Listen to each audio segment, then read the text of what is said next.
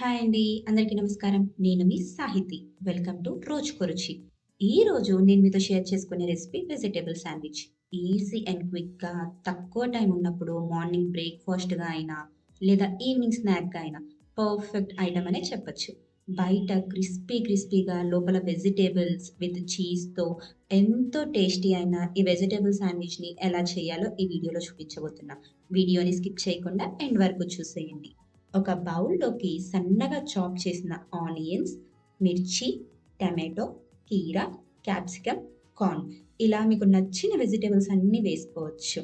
తర్వాత కొంచెం pepper powder, కొద్దిగా కారం, కొద్దిగా సాల్ట్ వేసుకొని మొత్తం ఒకసారి కలిసేలాగా కలుపుకోవాలి. ఇప్పుడు దీనిలోకి కొంచెం మయోనీస్ కూడా వేసుకోవాలి. మయోనీస్ వేయడం వల్ల సేమ్ బయట శాండ్విచ్ టేస్టే వస్తుందండి. సో, మీరు ఖచ్చితంగా ఈ మయోనీస్ మాత్రం స్కిప్ చేయొద్దు.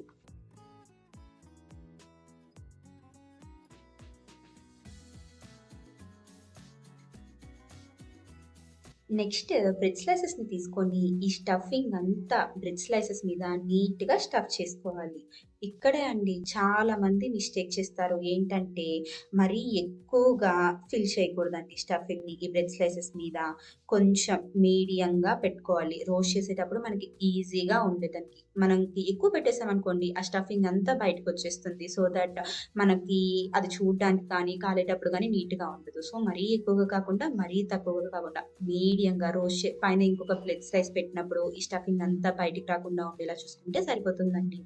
ఇప్పుడు దీని మీద కొద్దిగా చీజ్ క్యూబ్స్ లేదా చీజ్ స్లైసెస్ ఏదైనా పర్లేదండి. మీకు ఏది దొరికితే అది క్యూబ్స్ ఆర్ స్లైసెస్ ఏదో ఒకటి తీసుకొని పైన ఇంకొక స్లైస్ పెట్టేసేసుకుంటే అంతే అండి. మన స్టఫింగ్ రెడీ అయిపోతుంది. ఇప్పుడు పాన్ మీద కొద్దిగా బటర్ లేదా ఆయిల్ వేసుకొని ఈ బ్రెడ్ స్లైసెస్‌ని పెట్టుకొని లో ఫ్లేమ్‌లో మాత్రమే గుర్తుపెట్టుకోండి. ఓన్లీ లో ఫ్లేమ్‌లో మాత్రమే కాల్చుకోవాలి.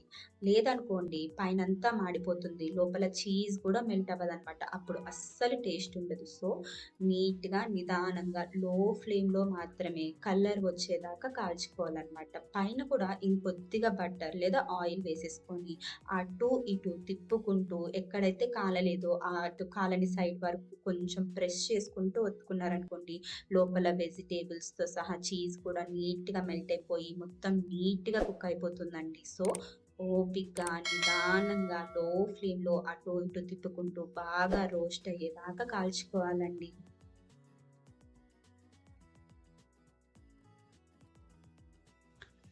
ఇలా ఒక్కసారి ఇంట్లో ట్రై చేసి చూడండి. ఇంక ఎప్పుడు బయట తినడానికి ఇష్టపడరు. అంత టేస్టీగా ఉంటుంది. ఇందులో అన్ని వెజిటబుల్స్ వేస్తాం కాబట్టి పిల్లలకి కూడా ఎంతో హెల్తీ అనే చెప్పొచ్చండి.